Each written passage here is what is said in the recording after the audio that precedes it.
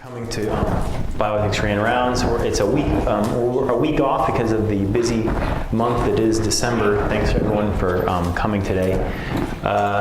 So I usually introduce a really important guest speaker, but instead today you're going to be hearing from the clinical ethics program. So Andy Shuman and I and Ed Goldman are going to be talking about a new policy that was just approved. We've been working on this policy for a couple of years, and it has to do with some things in end-of-life care that I think affect probably most of those who are in the room today. And so I'm Christian Vercler, co-director of the clinical ethics program. Is this fine?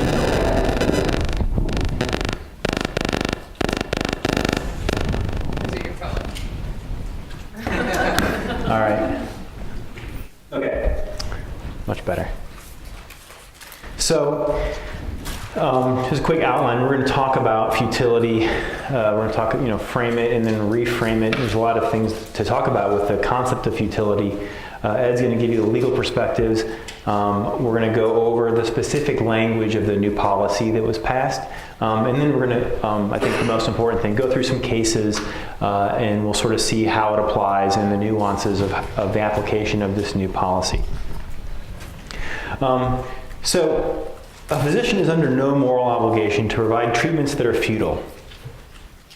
That statement, I think, rings true with us, but in a sense it's somewhat of a tautology, right? So how you define futile might involve the concept of being unnecessary or non-mandatory in some way. And so really how we define futility is really, really important. And so we're going to talk about that. It really depends upon the definition that you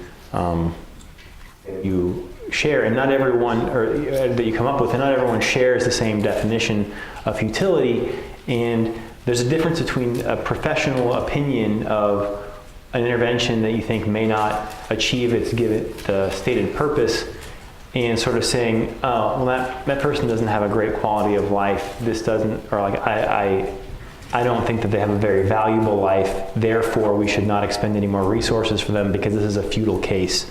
You can see where that's different in how you might say that that's a futile person or this care is futile. I like the thing that you might catch us accidentally saying is futile care. No care is ever futile, so that's sort of a self-defeating term. But some treatments and some interventions may not be appropriate and they may not achieve their stated purpose, and so those interventions or treatments might be futile, and that's really what we're talking about here. And obviously I think that when we get in discussions about this and when we say that physicians don't owe people futile interventions, that can be a polarizing thing, and that there's a lot of different viewpoints and ways that can be different sides we can argue about this. So to oversimplify it with a little cartoon and to break it down into Beecham and Childress's principles, the prima facie duty to not harm the patient, and they have a prima facie duty to respect the patient's autonomy. And when we're talking about the fact that we think that there's no moral obligation to provide a futile intervention, we're sort of saying that non-maleficence is going to trump autonomy. That in this case, the not hurting someone is more important than respecting what they're asking of you. And why is that? It's because there's a different relationship that physicians have with their patients than a merchant and a consumer have with one another, and that the patient and the physician have, or the physician has a fiduciary responsibility to her patient, and so that she has to have the patient's best interests in mind, and there needs to be a level of trust that's developed that what the physician is going to do to the patient is not going to be harmful to them.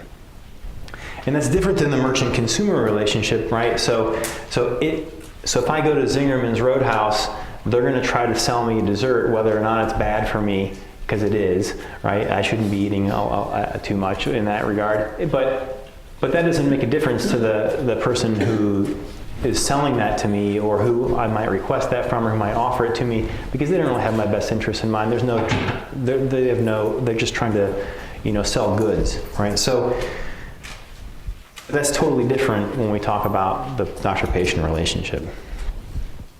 Because in the doctor-patient relationship, the Hippocratic dictum, primum non nocere, first do no harm, is significantly different than the concept that the Latin phrase that covers the merchant-consumer relationship, buyer beware, caveat emptor. And so I think that's the difference. And so that when we give an array of options to a patient and their family about their medical care, we want to be able to say that these options that are horrible for you, we're not actually going to give you those as options. And it's different than this sort of the marketplace idea. So, we call it futility the F word. It's difficult to define, as I'm going to demonstrate, and then it's going to be even more difficult to apply, and we'll also demonstrate that in some of the cases. But I'll just go ahead and read this to you. I mean, futility, it's a treatment or intervention that is not reasonably likely to achieve the desired results or any medically recognized improvement in the patient's condition, and or will cause unnecessary pain, suffering, or discomfort to the patient.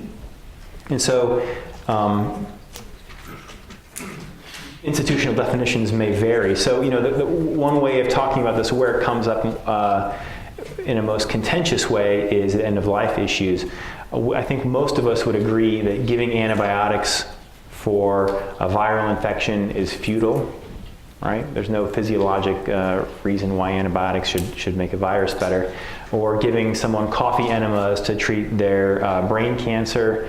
They may read something on the internet about that. That's something that they might want to have, but we don't think there's any physiological response but those are somewhat more trivial things, and we're not talking about denying someone an intervention that they think is necessary for their continued existence.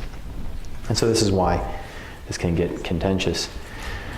So the probability, so many people have tried to define this, and if you look through the literature, there's a lot of different articles, and this is one that I think is particularly apt. The probability of continued aggressive treatment restoring a patient to meaningful existence, as defined by the patient or by what any reasonable person would wish, is vanishingly small. Or in the absence of extenuating circumstances, such as providing time for a family member to arrive and say goodbye, such continued treatment would provide no medical benefit, cause pain, and is thus not medically indicated. So, healthcare systems and hospitals have tried to craft these policies to help guide us when we come to situations where we think that there's interventions that are being requested that are inappropriate or could be more harmful than beneficial. And so these policies assert that there's no obligation to initiate or continue such treatments, even though they may be requested. And University of Michigan was kind of a leader in this. Many years ago, Ed drafted the first set of guidelines in this regard, and it's just recently that we've kind of overhauled some of the language and made it a policy. So a lot of this is how we practice here, and there's been guidelines that have guided that practice, but this is really a policy that has the teeth of a policy, and so I think some more nuanced language. So this policy is based on a multidisciplinary set of guidelines that was published in the American Thoracic Society Journal. And it's, as you can see there, it's the policy statement of the American Thoracic Society, the American Association for Critical Care Nurses, the American College of Chest Physicians, the European Society for Intensive Care Medicine, and the Society for Critical Care Medicine. So these are all the major critical care organizations in the world, sort of came together and looked through this issue and try to come together with a consensus policy so that everyone who's taking care of patients in the end of life and really critical care situations, which is where this topic comes up frequently, that they all agree on the language and the procedure. So again, I sort of mentioned these things. There's instead of just saying futile, which can cover a lot of different things and can be really contentious. The idea is to try to drill down and use a little bit more precise language. So the language that is in our policy and that was suggested by this consensus statement is to use the term non-beneficial or inappropriate. And see, those are slightly different, right? So there's the physiological non-beneficial, the things that I mentioned earlier. And then there's the potentially inappropriate, which leaves some room for interpretation and use of professional judgment. But the idea of escalating doses of narcotics for chronic back pain, that's a pretty common occurrence. But is that appropriate? Is it inappropriate? I mean, the past 6 months, with the death of Prince and all these, this is coming much more to the forefront of our knowledge about, oh wow, people are using these narcotics in a potentially inappropriate way. Is that the right thing, or do we need to hold back on some of that? I thought I'd use 2 different pop star references. The use of propofol as a sleep aid, that's how we lost Michael Jackson. So, those are inappropriate uses of interventions. Were they futile? Well, I think they'd be medically inappropriate, right? So again, here's a slide just kind of going over the distinctions with the difference. So, you can, I'm a nitpicky plastic surgeon. I'm really, a stickler for language, and I'm always harassing my residents about using the appropriate terms. And some people say, oh, you're just making a distinction without a difference. I think when it comes down to these life and death decisions, making some of these distinctions does make a difference in where we come down and how we have these discussions. So, strictly speaking, we only use the term futile when the physiological goal intended cannot be achieved. The non-beneficial covers the treatment that has no reasonable medical chance of achieving the outcome sought beyond minor physiological changes. So you may say, well, the patient's on max dose pressors, we could go up a little bit, it might change their blood pressure a little bit, but overall, the patient's dying, and that might not be an appropriate intervention to continue or to ramp up. And then the idea of potentially inappropriate being it's outside the standard of care. It may achieve a certain goal, like propofol will definitely help you go to sleep, but that's really outside the standard of care. So now I'm going to turn it over to Ed Goldman. He's going to give us some legal perspectives on this.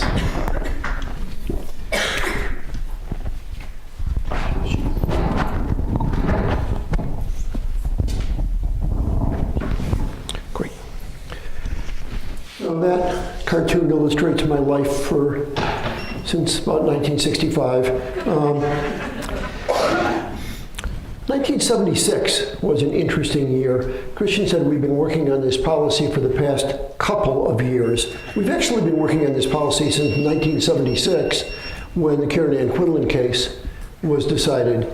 Quinlan was in a persistent vegetative state. After 16 months, her family asked if life support could be discontinued, and by life support, they meant the respirator. The hospital wasn't sure, so they went to court. And the court, after hearing testimony, decided that it was not assisted suicide or murder to discontinue the respirator. Fortunately or unfortunately, depending on how you look at the Quinlan case, she had enough brainstem activity to breathe on her own. At which point the hospital said, do you want us to discontinue feeding? And her parents said, no, that would kill her. So she lived until 1985, and her legal case and her subsequent life are the basis for a lot of these questions. Was the respirator futile? No. It was preserving her life. Was nutrition and hydration futile? No. It was preserving her life. Was it potentially non-beneficial? Depends on how you decide beneficial. Depends on whether you think she was better off dead. And those are some of the questions that we have really been trying to deal with since the Quinlan case. My role on the ethics committee is to be the person who everybody looks at and says, can we do that? And I say, when you say, can we do that, what do you mean? And they say, well, can we do that? And I say, well, if you mean, is it physiological? I don't have a clue. That's a medical question. If you mean, is it ethical? You are the ethics committee. You figure that out. And if you mean, is it legal? Maybe I can help on that if there is some law, and often there is not. For many years, I was the sole lawyer on the ethics committee, so I could just make stuff up. Kate Spector-Baghdadi and I are now both on the ethics committee, so either we have to collude to make stuff up, or I have to actually try to be honest about this stuff. So let me see if I can be honest about this stuff. Is there any law on futility? Yes. Texas, the Lone Star State, is the only state to have specific legislation. Other states may have relevant case law, and I'll talk about a case in a minute, but Texas has a statute. And the Texas statute says, if you believe, well, I'll get to that in a second. Texas statute from 1999 specifically takes that teeter-totter that Christian just showed you and says, doctors win over patients. If doctors believe that something is futile, they can decline to follow a patient's wishes.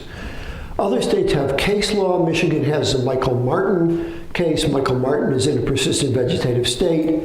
His wife says he would not want to be that way. We've had conversations about this.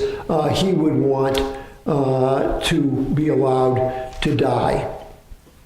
Michigan Supreme Court says, how do you know that? His wife says, well, I'm his wife. We talked about it, we thought about it, we've had pretty serious conversations. And the Michigan court said, well, does it rise to the level of clear and convincing evidence? Because if it doesn't, you have to keep him alive. That's what a conservative court could do.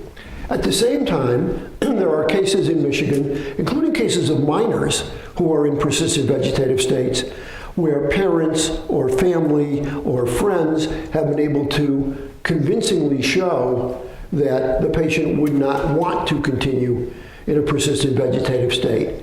In one case, because of a philosophy course in college where they discussed these issues, and hospitals have been allowed to discontinue life support. The key to all these cases is that they are typically initiated by the family or by the holder of an advance directive who says, enough, stop, death is preferable to diminished existence. They are not initiated by the hospital.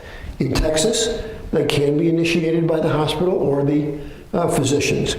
Texas says, once medical care is deemed futile, a patient has 10 days to obtain an alternate caregiver, after which treatment can be unilaterally withdrawn, even over express objection of patient or family, with complete immunity from civil or criminal prosecution. Texas, the Lone Star State, right? You got 24 hours to get out of town, or 10 days in this case. Who signed that law? You all know the answer to this. Governor George Bush, one of the great non-interventionists. Okay, so Texas has that law. No other state has a law like that. We have tried to approximate these ideas in our policy, but without a hard 10-day and out rule. What if family are opposed? Typically, a court orders treatment to continue even if it will only prolong life and not improve or change condition. Why is that? Because courts are worried about rationing. Courts are worried about doctors saying, too old, too sick, too bad, we don't want to treat this patient, we don't like this patient. The Helga Wangley case in Minnesota is a classic example. Helga is in her 80s, she is dying. Not of anything dramatic, she's just dying. The hospital says, we think we should move to palliative care. Her husband of more than 50 years says, well, what does that mean? And they say, well, we should kind of cut back on what we're doing. We shouldn't be as aggressive. We should just let her die. And her husband says, but my wife has always been a fighter. If you do that, when will she die? And the hospital appropriately says, I don't know. And then Mr. Langley says, well, if you do everything, when will she die? And the hospital says, I don't know, but probably a little later than if we do less things. And Mr. Langley says, see, it's not futile. This is a fighting area for futility. The hospital, University of Minnesota, goes to court and says to a court, will you allow us to stop care? And the judge, appropriately enough, says, why do you want to do that? Well, think of some of the answers. She's using a bed that we could use for better patients. She's got bad insurance. Her husband's a pain in the ass. They don't use those arguments in court for pretty obvious reasons. Instead, the argument they use is, it's not doing any good. And Mr. Langley says, sure, it's doing good. Tomorrow I'll go to the hospital and I can hold her hand. Friday I can go to the hospital and I can hold her hand. But if you do nothing, maybe when I get to the hospital on Friday, she'll be dead. And the court says, yeah, that's right, and orders the doctors to continue providing care. Now, in most cases, there's an endpoint, and the endpoint is death, determined by clinical criteria and or brain death criteria, except for the Jenny McMath case in California. But in most cases, if you can show a court that a patient is dead, life support will be discontinued unless the patient wanted to be an organ donor, in which case life support, which isn't supporting life but is perfusing organs, will be continued for a short period of time, or in a couple of cases that are outside the scope of today's talk, but interesting for another time, you are pregnant and discontinuing life support would discontinue the pregnancy. So there are a couple of minor exceptions, but for the most part, that is dead, and there is no life to support. So what does the law add here? This is an ethics talk. Why are we talking about legal stuff? Because in some cases, there is a conflict. The family says to the ethics committee, we don't like you. We don't like the doctors. We don't like the hospital. We don't like the parking lot. We don't like anything about this whole experience. And we don't accept your judgment. The legal system exists to resolve conflicts. So everybody traipses off to court and a judge decides. The legal system also exists to set basic standards of mortality. If you are a facility that says, if you are over 60, we don't put you on dialysis, that is probably unconstitutional and age discrimination, and a court would order you not to do that. In these cases, if the court thinks that what you are trying to do is rationing, they will typically rule against the facility and say, well, you're just trying to get rid of this patient.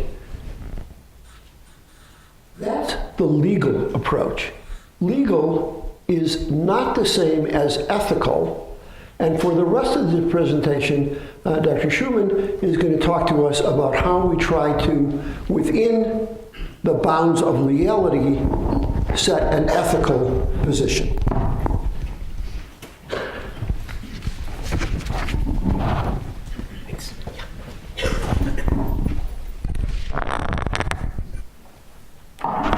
Can you guys hear me okay using this instead? Great. Just as a very quick housekeeping business, the sign-in sheet wasn't out front when everybody came in. We're going to pass it around. Please sign, and if you don't get it, just sign at the end. Thanks.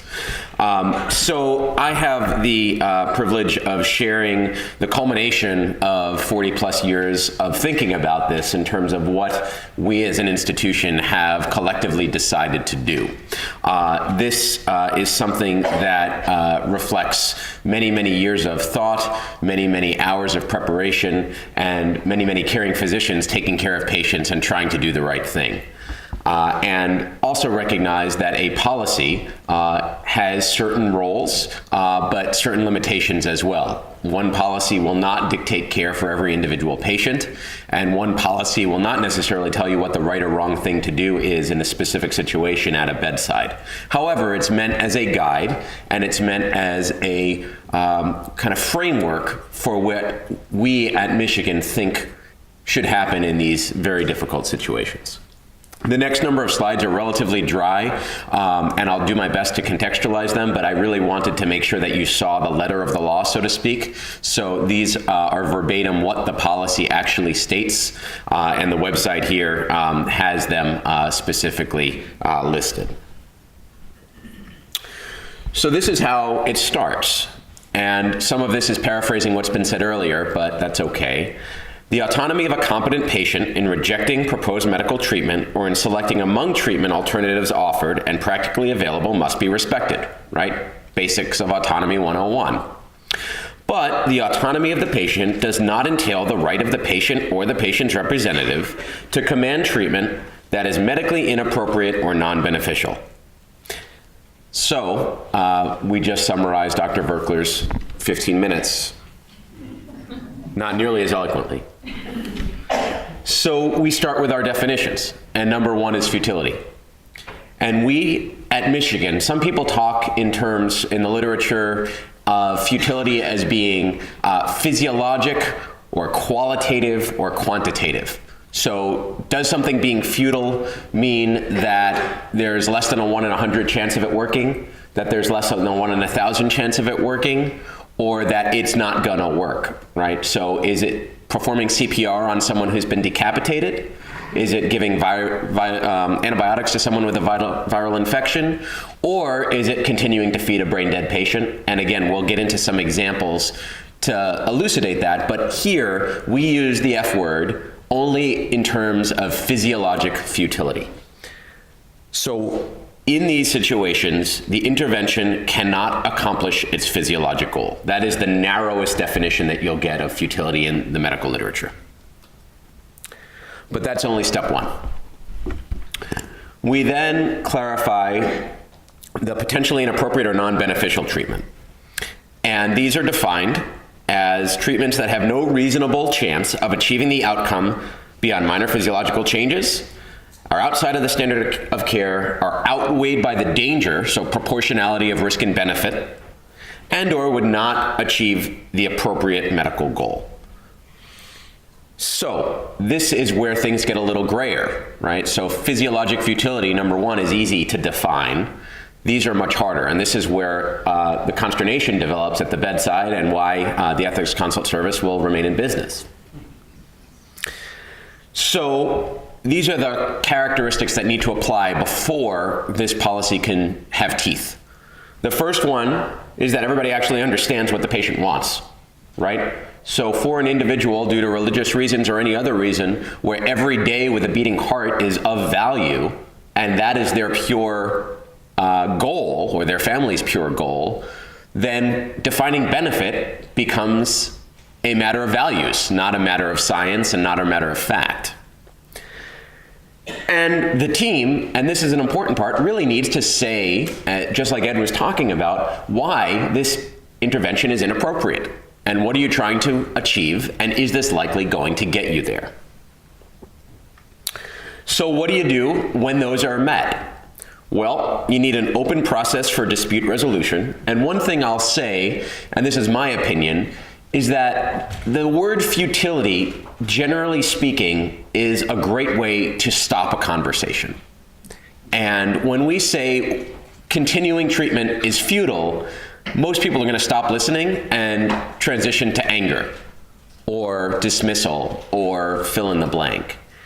However, when we talk about the fact that our shared goal is to take care of people and provide the best care possible, and we as providers are fundamentally challenged with whether or not the requested intervention is going to help, then that changes the conversation in a way that in many cases can be particularly helpful to help families and patients understand a different perspective or really contextualize what it means for something to be inappropriate. So what do you need to do once we get to this level? So my point here, again, is that conversation in and of itself is a prerequisite to even getting into this policy. And in my experience, the vast majority of futility disputes, again, without using that word, can be resolved simply by having that calm, careful, measured conversation. And individuals may have different levels of expertise in talking to patients, different levels of comfort bringing these issues up. And the one thing I will say is we don't exist in a vacuum. We are privileged to have absolutely phenomenal palliative care providers as part of our team. The ethics service is here, and there's a whole lot of other individuals from different disciplines and different professions that can help individual clinicians deal with these when they arise. So all that's happened already, and there's still a concern. What do you do next? Well, you get another opinion, you consult someone else and keep the lines of communications open. We offer review by the ethics committee and more granularly the ethics consultation service.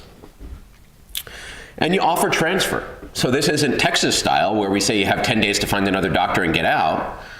But it is a matter of if we have a fundamental disagreement after our attempt at dispute mitigation and conflict resolution, then it might be appropriate for us collectively to seek another provider.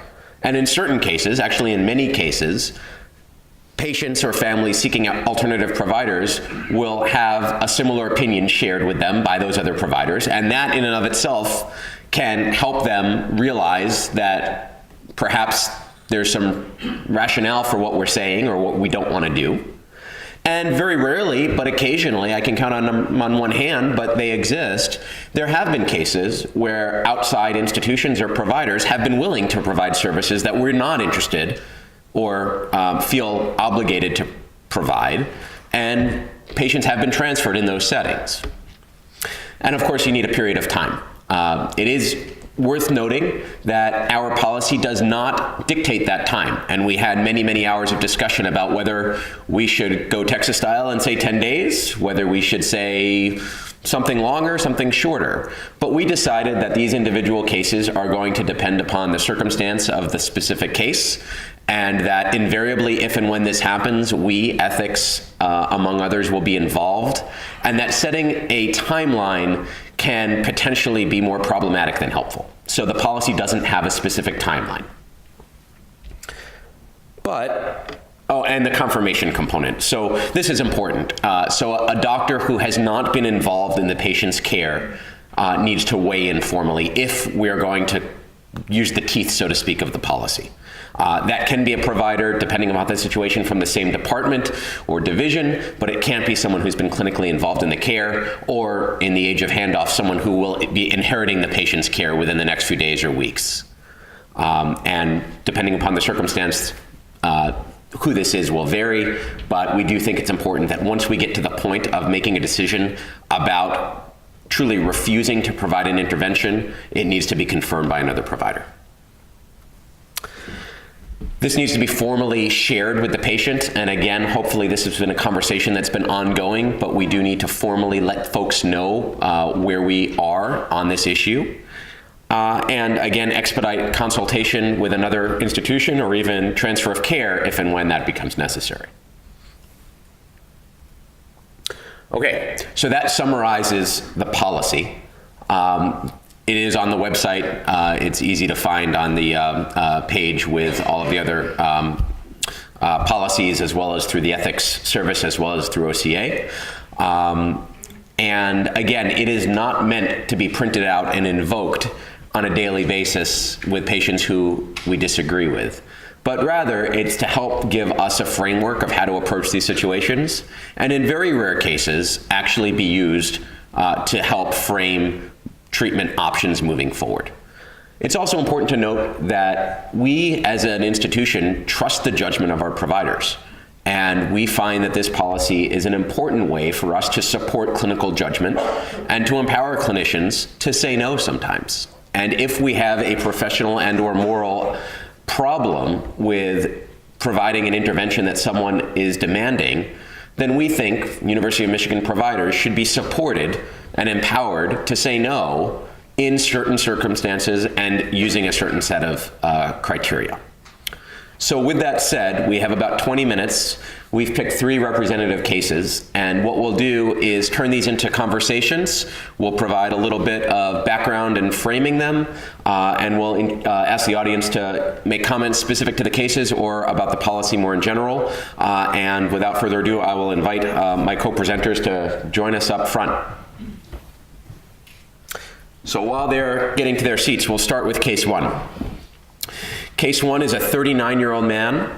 He has a severe progressive multiple sclerosis and is brought to the emergency room by his family due to respiratory distress. He's not brought by ambulance because the family thinks they can get him there quicker by driving quickly. And it turns out that he coded in the back seat on the way to the ER.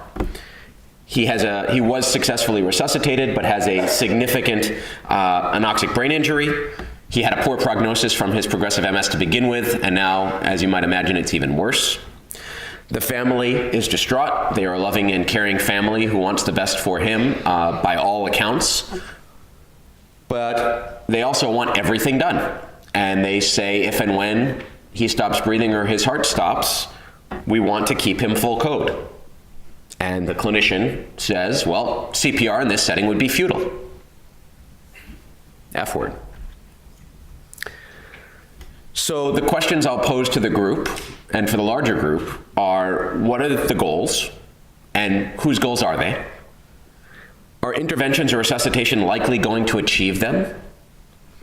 And are interventions, CPR or any other intervention, outside of what we would consider a standard and or causing more harm than good?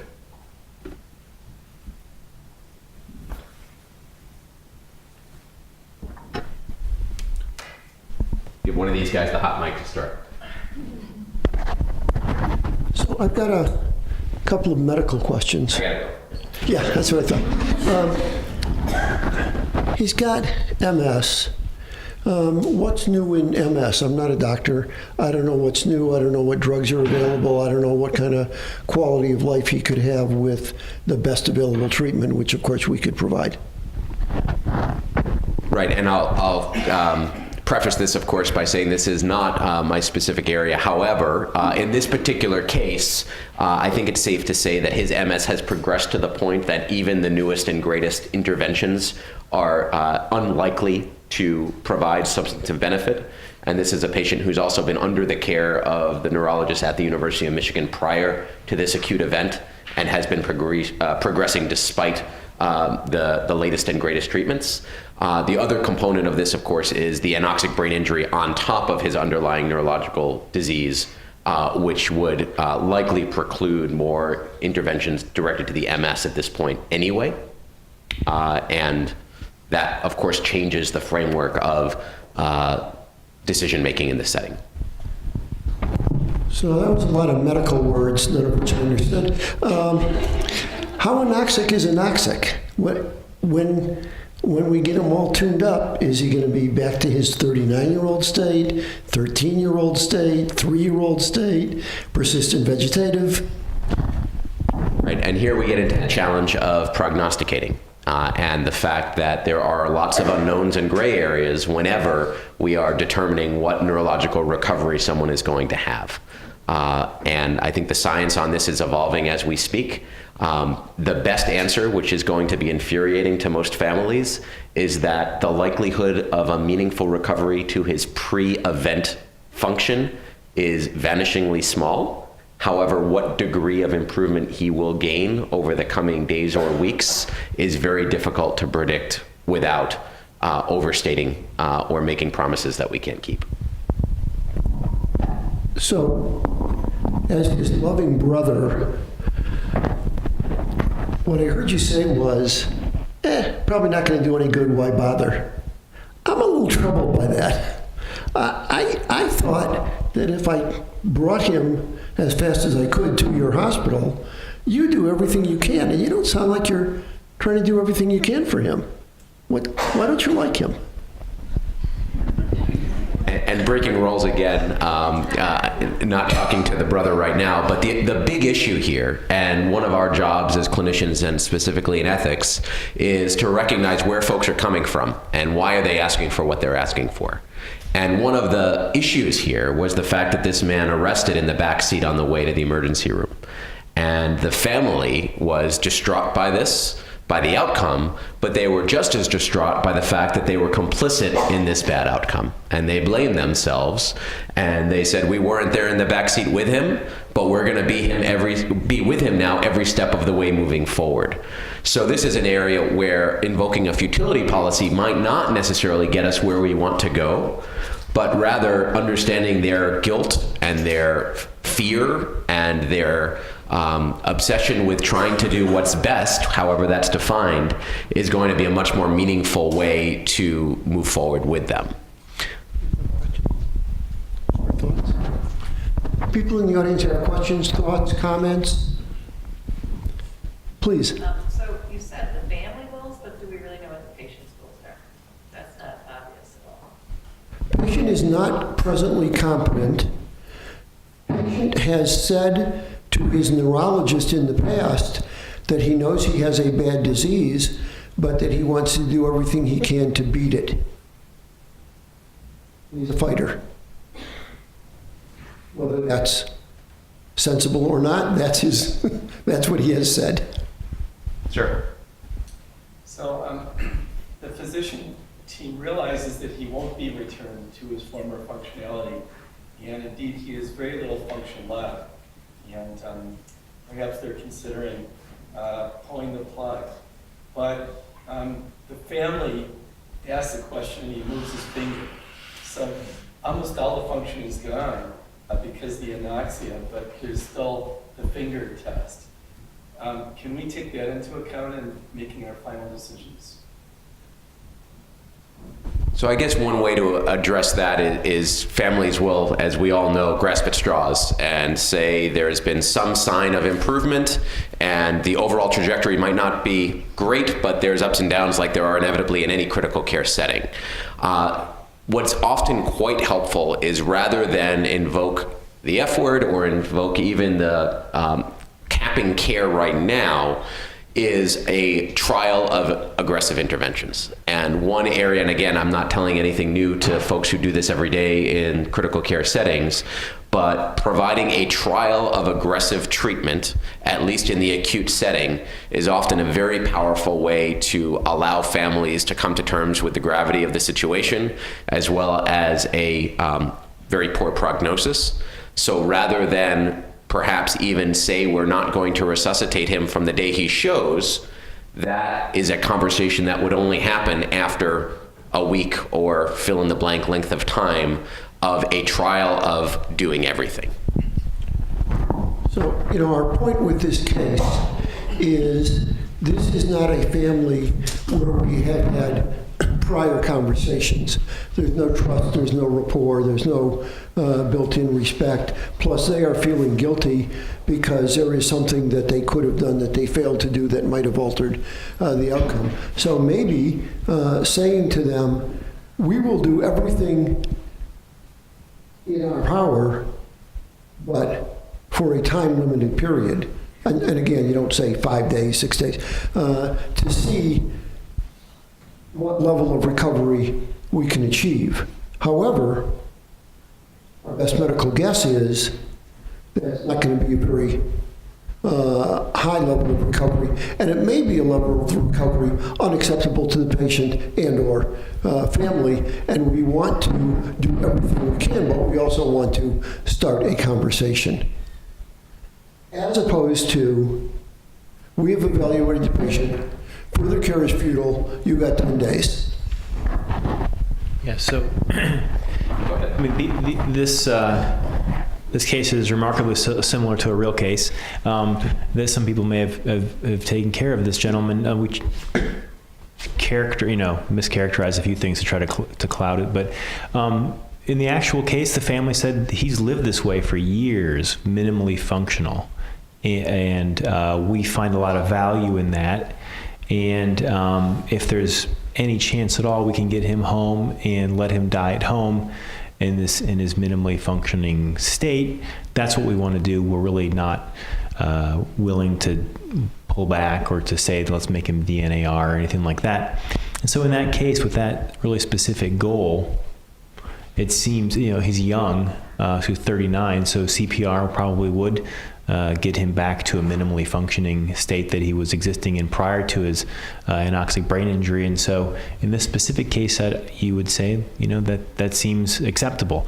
While it may seem on the surface, gosh, this seems futile to do this. What's the point of all this? Having a thoughtful discussion with the family brought out that, this seemed to be the way he was living before would be the way he would be returned to living, essentially unconscious. And so this is something where we felt that the futility policy or this policy really wouldn't be that helpful, this doesn't meet the criteria to say we're moving forward in a way that's going to decrease the amount of interventions that we provide. Did your policy cover transfer to home with a nurse? Yeah. Did? Yeah. Steve's question is, does our policy cover transfer not only to another facility, but to home? The point of this case is, if you think the family is saying, we don't trust you, do everything, you're having the wrong conversation. If you are able to have a good conversation with them and find out that they say, as Christian said, we just want him to die at home, not in the hospital, then you have a different conversation. And that is, we think we can get him to a status where it will be safe and appropriate to transfer him to home. We got to look at visiting nurses, we got to look at some other stuff, but now we're on the same page. Why don't we go in the time remaining to case number 2? Yep. Okay, so this one involves a young adult, who has a rare genetic condition that obviates his ability to store glycogen. And as a result of that, he is obligatory in his need for constant glucose supplementation. This is something he's lived with since birth and actually has had a very good quality of life and has managed this condition quite well. However, he's also developed a very aggressive form of lymphoma, which is now refractory to treatment. And his disease has progressed despite multiple cancer-directed therapies. He's admitted to the hospital. The team feels as if he's actively dying, and he's really out of options to treat his cancer. He also now develops a bowel obstruction as a complication of his cancer treatment and the cancer itself. And he can't take glucose by mouth anymore, so instead he's now on a constant IV drip of glucose, which he requires for life, unrelated to his cancer. And the team feels that the most compassionate option here is to stop giving him glucose, which will, of course, lead to his demise, perhaps in a way that would be faster than from the cancer or the bowel obstruction itself. So the specific question is, can we stop giving this man glucose because we think it's futile? So similar questions, but slightly different. What are the goals? Are the interventions consistent with the goals? Can the interventions achieve the goals? And finally, how do we think about the doctrine of double effect in this setting? And perhaps I'll transition to Dr. Vercler, our resident philosopher, to educate folks who are perhaps a little less familiar with double effect and how it plays out here. Yeah, so I guess the double effect is when you sort of foresee a bad outcome, which would be this young man's death, as a result of stopping continuous IV glucose. Is that killing the patient, or is that just a foreseeable outcome that is not intended? And so the idea is that you should never try to kill someone, you should never intend to kill someone. And so you might stop an intervention, the consequence may be death, but that it's morally licit if it's not the primary purpose of what you're doing. So an example of doctrine of dual effect is patient has cancer metastasized to bone, they're in severe pain, you want to give them a level of narcotics adequate to manage the pain. You also know that that level of narcotics might decrease respiratory status. Patient already has decreased respiratory status. You're doing it not to decrease respiratory status, you're doing it to manage the pain, even though it might have another effect. In this case, I guess the first question I would have is, who's in charge here? Is the patient competent? In this case, the patient is not competent, so it's got to be family. How do you have the conversation with the family, keeping doctrine of dual effect in mind, to tell them what the options are and what options we're suggesting? Anybody in the audience? How do we say to this family, you know that your son has been on glucose since birth.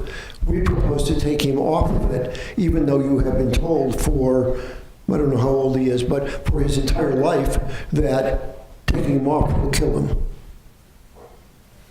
I'm not sure how double effect, the principle of double effect comes into play here, because we would normally think of the unintended effect as death. What would the intended effect of ceasing the glucose infusions be in this case that is acceptable and indeed intended? So I think particularly in a case like this, or this case specifically, the large volumes of fluid that he was requiring, he was getting anasarca, it was getting pulmonary edema, and so the thought would, well, maybe is this contributing to giving him a more horrible death with a bowel obstruction and becoming volume overloaded? Do we need to keep giving him this? It just seems to be prolonging his suffering rather than helping him. And if this particular intervention were to be withheld, we might foresee that he were to die a more peaceful death than if we continued it. So there was something about the glucose infusions besides just we're completely benign, right? And that's generally when we think about doctrine of double effect. I apologize for getting a little bit in the weeds thinking about double effect. We need to talk about, is this inappropriate or not inappropriate? Would it be inappropriate to withhold this or not? But any other questions about this particular case? Or So we have another minute or two, so I just want to open the floor for questions either related to this case or anything else. And I just wanted to put up our last slide. Unfortunately, we didn't have time for our third case, but essentially an advertisement for our program. We offer 24/7, 365 ethics consultations and are available to chat at any point. So I'll leave this slide up and give folks a minute or two to answer any other questions. So will you tell us the outcome of the two cases? Sure. In the first case, the patient remained full code and was stabilized from a pulmonary standpoint and transferred back home. In the second case, the glucose was withheld, but not unilaterally. In fact, it was in that particular case, in the real case, the family felt that it was futile to continue the glucose, not the treatment team. Again, we changed subtly the things. And the team was worried that this may be inappropriate to stop the intervention. And so, but by sitting down and talking it through, we, kind of talked about the treatment of the doctrine of double effect, and that it really wasn't, it wasn't really helping the patient to continue that specific intervention, even though that person had that intervention their entire life. It wasn't achieving the goals that that patient and the patient's family had for him. And so they stopped it and he died. Yeah. Question was asked between panelists, is the patient competent? Where does the buck stop? Disagree. So competence is one of those funny terms. The question was, how do you deal with competence and what happens when there's disagreement? Competence is both a legal and a medical term. Legally competent means you do not understand the nature and consequences of your actions. Medically competent may mean the same thing, may mean that you've got overwhelming depression or overwhelming disease or in a persistent vegetative state. And so we kind of mush those a little bit. But typically within the hospital, we have psych consults to ask about competency. We have oriented ×3 tests. We have other stuff that we can do. If we are still unsure, we can go to probate court. If the patient has an advance directive, a directive written in advance of incompetency, 2 doctors have to opine that the patient is no longer competent before the advocate can take over. And the trickiest cases are the cases of patients with diminished capacity who still understand, a 17-year-old who is not legally competent, a patient with developmental disability who still has some ability to understand. And in those cases, what we try to do is see to what extent we can talk to the patient and have the patient understand, but also see if there are other people and try to get consensus. Easier said than done. My only other 2 cents there is that to recognize that capacity assessments are decision specific, so individuals can have the ability to make certain decisions but not others. So generally speaking, these decisions and judgments are made by clinicians at the bedside on a daily basis. It's only in the more challenging cases where psychiatry or others need to get involved. Last question. How is this policy different from the previous policy? So the question is, how is this policy different from the previous policy? Previous policy focused more on physiologic futility. It was not until the article that Christian showed you came out that we started to think about, can we broaden the policy from physiologic futility, which after all only takes effect after death for the most part, to situations where there is honest disagreement between the treatment team and the patient about how to proceed. And to at least say to the treatment team, you do not always have to say, patient wins, I lose, I just have to do what the patient says. You can exercise some degree of authority in a responsible way. So we have broadened the pre-existing policy. Thank you all for your time.